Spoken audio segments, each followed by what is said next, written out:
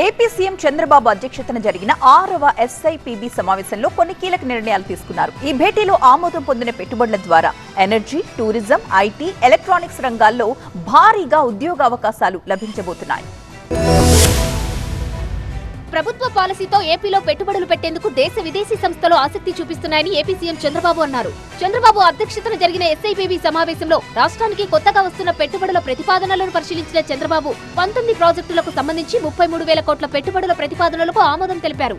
Energy, tourism, IT, electronics శాఖలకు సంబంధించి పెట్టుబడులు పెట్టేందుకు వివిధ సంస్థలు ముందుకు వచ్చాయి. రాష్ట్రంలో పెట్టుబడుల కోసం ముందుకొచ్చి ఒప్పందాలు చేసుకున్న సంస్థలకు సంబంధించి ప్రాజెక్టుల శంకుస్థాపన నుంచి ప్రారంభోత్సవం వరకు అధికారులు నిరంతర పర్యవేక్షణ జరపాలని చంద్రబాబు సూచించారు. ప్రతి ప్రాజెక్టు పురోగతిని నిరంతరం ఫాలో అప్ చేయాలన్నారు.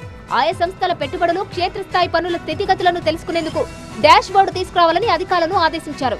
రాష్ట్రంలో పారిశ్రామిక ప్రగతికి వేగంగా అడుగులు పడుతున్నాయని చంద్రబాబు అన్నారు. ఇప్పటి వరకు 6 ఎస్ఐపిబిలో 76 ప్రాజెక్టుల ద్వారా 4,95,796 కోట్ల పెట్టుబడులకు ఆమోదం తెలిపామని, వీటి ద్వారా 4,50,934 మందికి ఉద్యోగ, ఉపాధి అవకాశాలు లభించనున్నాయని తెలిపారు. ఈ పెట్టుబడులపై ఎస్ఐపిబిలో తీసుకున్న నిర్ణయాలకు ఈ నెల 20న జరిగే కేబినెట్ భేటీలో ఆమోదముద్ర వేయనున్నారు.